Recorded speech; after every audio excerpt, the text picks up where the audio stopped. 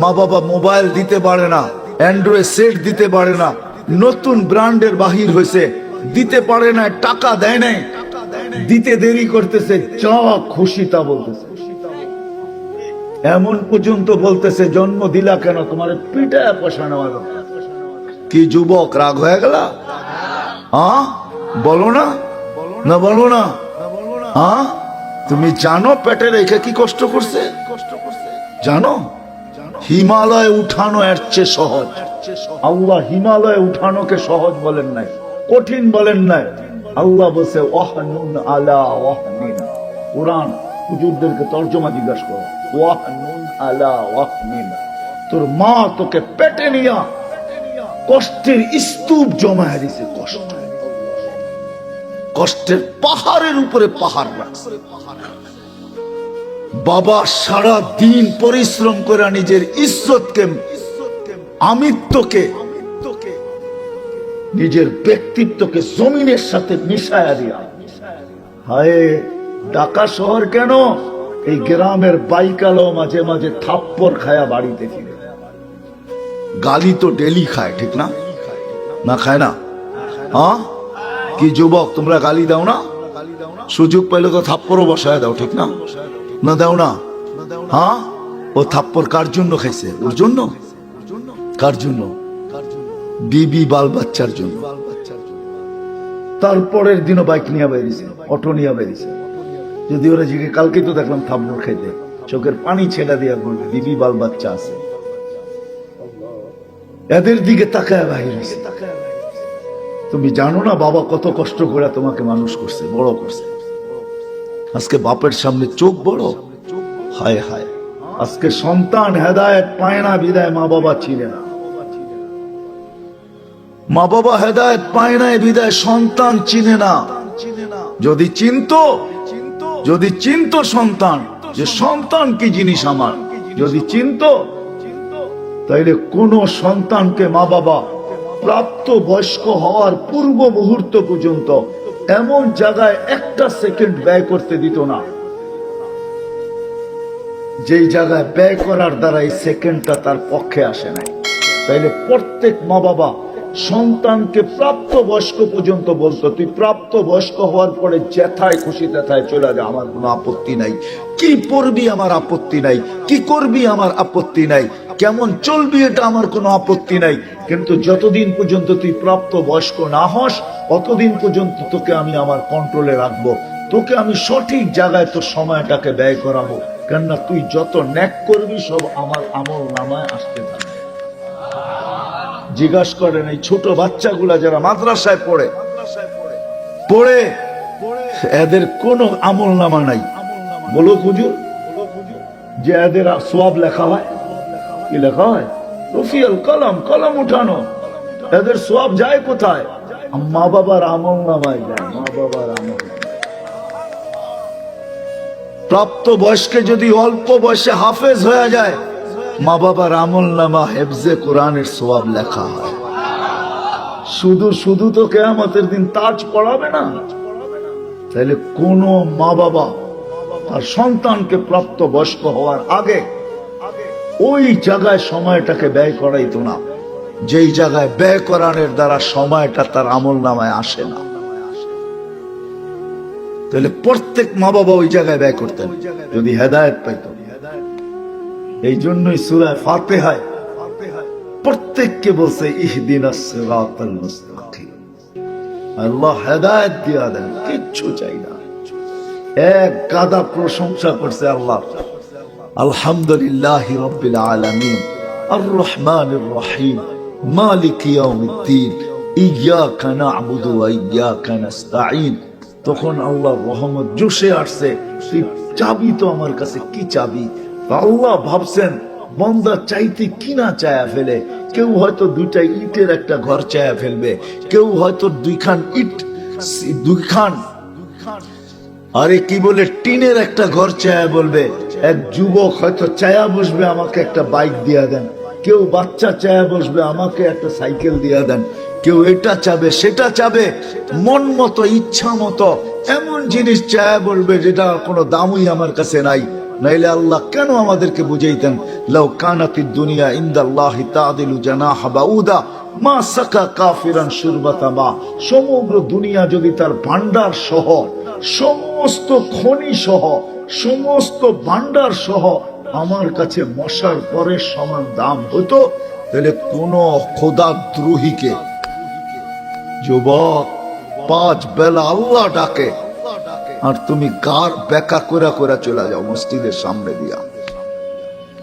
যদি দুনিয়ার দাম মশার ডানার সমান হতো, তাহলে তোমাকে 1 ঘোট পানি পান করতে আল্লাহ দিতেন। তুমি জানো না পানির ভিতরে কি আছে? তোমার শিক্ষায় যদি বলে যে আমি আল্লাহর পানি পানি করব না, আমি তো হাইড্রোজেন আর অক্সিজেন মিলায়া পান করতে থাকবো, তুমি পান করতে পারো 1 দিন 2 দিন 1 সপ্তাহ 2 সপ্তাহ, 30 দিন যাবে না তুমি বিছনায় পড়বে। তোমাকে নিয়ে যেতে হবে আজিমপুরে, হাইড্রোজেন অক্সিজেন মিলায়া পানি হয়, এটাই তোমাদের বিজ্ঞানের থিওরি। কিন্তু পান করে দেখো 1 মাসে আজিমপুর, কেননা ওই পানির ভিতরে হায়াত নাই, জীবন নাই। আল্লাহর পানির ভিতরে শুধু হাইড্রোজেন অক্সিজেন নাই, জীবন আছে, জীবন। এই জন্যই আল্লাহ বলছেন দুনিয়ার দাম যদি হইতো মশার ডানার সমান, কোন খোদাদ্রোহীকে, আল্লাহকে মানবে না আর আল্লাহর পানি ব্যবহার করবে, কাউকে পানি ব্যবহার করতে দিতেন না। দশম খোদার এটার কোনো দাম নাই, এই জন্য দিতেছে। আল্লাহ জানে এটা দামহীন, এই জন্য পানি দেয়া যেতেছে, এই জন্য অক্সিজেন দেয়া যেতেছে। আল্লাহ জানে এটার ভিতরে যা আছে কোনো দাম নাই, কোনো দাম নাই। এই জন্য খুশি হওয়ার পরে, প্রশংসা 1 গাদা করার পরে আলহামদুলিল্লাহি রাব্বিল আলামিন আর রহমানির রহিম মালিকি ইয়াউমিদ্দিন ইয়্যাকা না'বুদু ওয়া ইয়্যাকা নাস্তাঈন। যখন খুশি হয়ে গেছেন তখন বলছে চা কি চাবি, তখন নিজেই ভাবছেন এ তো ওইটাই চাবে যেটা চোখে দেখে, এ তো ওইটাই চাবে যেটা কানে শোনে, এ তো ওইটাই চাবে যেটা সারাদিন ভাবে। কি সারাদিন কি ভাবি? বোঝেন আমার কথা? এটাই তো ভাবি, ঠিক না? হ্যাঁ, আরেকটা বলবো, সারাদিন তো এই ছোট জীবনটা নিয়ে ভাবি, সারাদিন তো দেহটা নিয়ে ভাবি। আল্লাহ বলে ও তো এটাই চাবে, আর কি চাবে? বাচ্চা যেরকম চিপস ছাড়া আর কিছু চায় না, চকলেট ছাড়া কিছু চায় না, ও তো এটাই চাবে। আল্লাহ বলে এটার তো কোনো দামই নাই, ও তো এটাই চাবে। আল্লাহ নির্ধারণ করে দিছে কি চাবি, যেটা চাইলে, যেটা পাইলে তোর প্রস্তুতি হয়ে যাবে। ঠিকানা জান্নাত হবে, কবরও জান্নাতের বাগান হবে। কিয়ামতের দিন উঠবে তো আরশের নিচে ছায়া নেবে। কাগারিবিন ইস্তাদাল্লা তাহতা শাজারাতিন সুম্মা রাহা। আমি তো ওই মুসাফির আর পরদেশীর মতো যে গন্তব্যের দিকে চলতে শুরু করলাম, চলমান। এটাও বলা যায় আমরা সবাই গন্তব্যের দিকে চলমান। রাত্র দিন আমাদেরকে গন্তব্যের দিকে আগে করতেছে, সকাল দুপুর বিকাল গন্তব্যের দিকে আমাদেরকে আগে করতেছে। এই এলাকায় নয়নপুরে যে কবরস্থান নাই এরকম না, আছে? হ্যাঁ, মানুষ আছে কবরস্থানে না নাই? হ্যাঁ, এরাও তো এই গ্রামের বাসিন্দাই ছিল, ঠিক না? দিন রাত এদেরকে কবর পর্যন্ত পৌঁছায় দিচ্ছে, আমাদেরকেও পৌঁছায় দিবে। অট্টালিকায় থাকি আর যেখানেই থাকি। হাজিমপুরে বনানী কবরস্থানে বনানীওয়ালারা থাকে। কবরস্থান বনানীর হইতে পারে, সোসাইটি বড় উন্নত হইতে পারে, ওকে ওর বাংলো ছেড়া কবরস্থানে যেতে হয়েছে, গন্তব্যে পৌঁছতে হয়েছে। আমাদেরকেও গন্তব্যে পৌঁছতে হবে। ভালো করে শুনি কাজে দিবে, আর যদি ভালো করে না শুনলাম তো কাজে দিবে না। বললাম না আমাদের গন্তব্যের দিকে যাত্রা চলমান, দিন রাত আমাদেরকে আগে করতেছে। কাকে কখন সীমানায় পৌঁছাবে কেউ জানি না। আমরা তো গাড়ির অপেক্ষায় থাকি, আমাদের এই জীবনের গাড়িটা কারো অপেক্ষায় থাকে না, সে নিজে নিজে চলতে থাকে। সে বৃষ্টি দেখে না, বাদল দেখে না, তুফান দেখে না, কিচ্ছু দেখে না, সে তো তার গতিতে চলে। রাত দিন আমাদেরকে গন্তব্যের দিকে নিয়ে যাইতেছে। আমরা সবাই গন্তব্যের যাত্রী, কিন্তু সত্য এটাই, প্রস্তুতি ছাড়া গেলে চলবে না, যেখানেই থাকি না কেন। 2500 এই এলাকায় থাকেন আর 2500 ওপারে থাকেন, বিলকুল। চাই গুলশানে থাকি আর বনানীতে থাকি, যেখানেই থাকি, প্রস্তুতি নিয়ে যেতে হবে। যে প্রস্তুতি নিয়ে যাবে, যুবকও যদি প্রস্তুতি নেয়, নারীও যদি প্রস্তুতি নেয়, পুরুষও যদি প্রস্তুতি নেয়, শুধু বাচ্চা আলাদা, বাচ্চার প্রস্তুতির প্রয়োজন নাই যতক্ষণ পর্যন্ত প্রাপ্তবয়স্ক না হবে। মাছুমিয়াতে নিষ্পাপের চাদর দিয়ে সে পেঁচানো আছে। বাচ্চা অবস্থায় যদি চলে যায় তার জন্য ভিন্ন কথা, কিন্তু যেই প্রাপ্তবয়স্ক হলো, চাই একদিনের জন্য হোক, চাই 2 দিনের জন্য হোক, একদিন আগে হোক আর 2 দিন আগে হোক, 2 দিনও না, 2 মিনিট আগেও যদি হয়, 2 মিনিট, এই 2 মিনিটের প্রস্তুতি নিতে হবে। যেটা মিললে পুলসেরাত তোমার কাছে মাপ চাবে, যেটা মিললে চির শান্তির জায়গা জান্নাতে মিলবে। তো আল্লাহ নির্ধারণ করছে, আমার কাছে চাও, ইহদিনাস সিরাতাল মুস্তাকিম, সিরাতে মুস্তাকিম চাও। আল্লাহ সিরাতে মুস্তাকিম চিনবো কি কইরা, যে আমি যে পাইলাম চিনবো কি কইরা? তো আল্লাহ মডেল দিয়া দিতেছেন, সিরাতাল্লাযীনা আনআমতা আলাইহিম, এরা হলো মডেল, এদের দিকে তাকাও। কারা মডেল?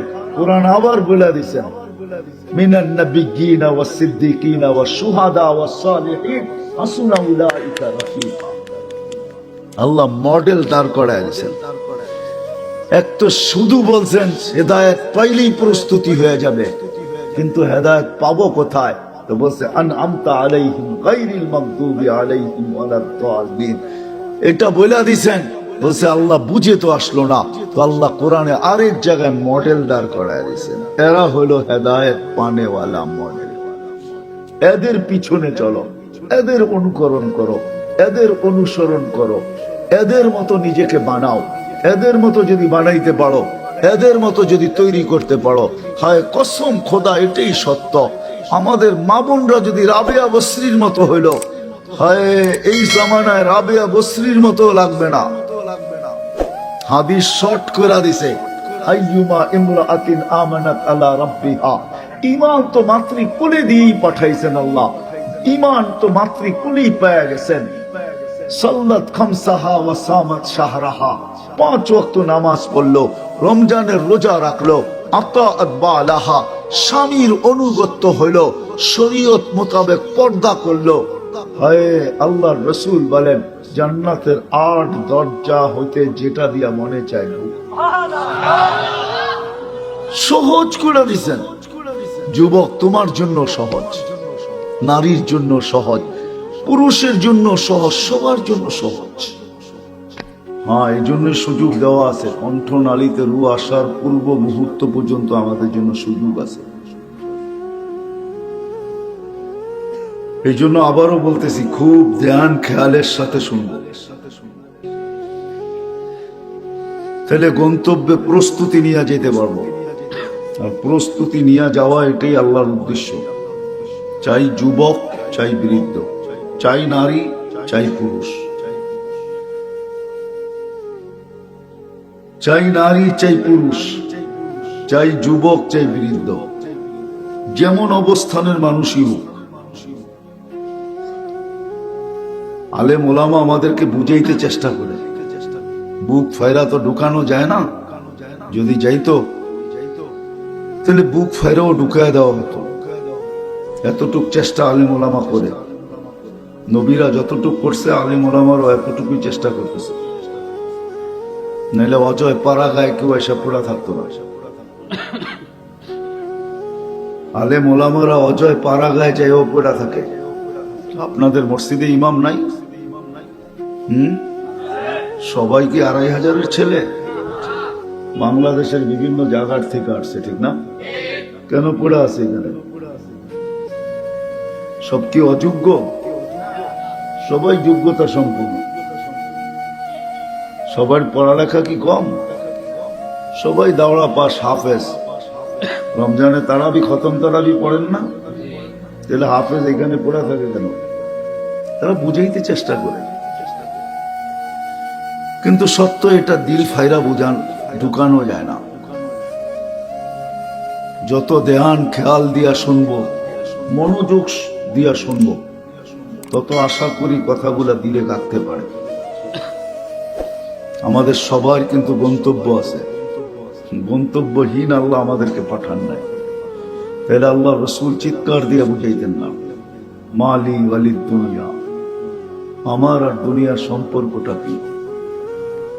প্রস্তুতি নিয়ে যেতে হবে। কিভাবে প্রস্তুতি নিবে? এক জিনিসে প্রস্তুতি কি করে হয়, এক শব্দে বুঝাইয়া দিচ্ছেন, ইহদিনাস সিরাতাল মুস্তাকিম। সারাদিন চাও, রাগ হয়ে যাবেন? বলবো, হ্যাঁ বলবো। নামাজে তো ইহদিনাস সিরাতাল মুস্তাকিম বলি, এইখানে পীরের মুরিদও আছে, আমি চেহারা দেখতেছি, একজনও নাই যে নামাজের বাহিরে তসবিহ নিয়া ডেলি 100 বার পড়ছে ইহদিনাস সিরাতাল মুস্তাকিম, ইহদিনাস সিরাতাল মুস্তাকিম, ইহদিনাস সিরাতাল মুস্তাকিম। আপনি লা ইলাহা জিকির করেন তো ইহদিনাস সিরাতাল মুস্তাকিম কি চাওয়া যায় না? না যায় না? হ্যাঁ, নামাজের বাইরে কয়জন আল্লাহর কাছে চাই ইহদিনাস সিরাতাল মুস্তাকিম, ইহদিনাস সিরাতাল মুস্তাকিম। আল্লাহ সিরাতে মুস্তাকিম দে, আল্লাহ সিরাতে মুস্তাকিম দে। আপনি ভাবছেন এটা নামাজের ভিতরে চাওয়া?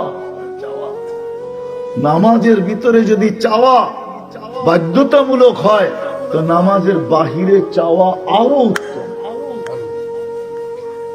আরো প্রয়োজন। কজন চায় বলেন? রাগ হয়ে গেলেন? হ্যাঁ, উচিত ছিল হেদায়েত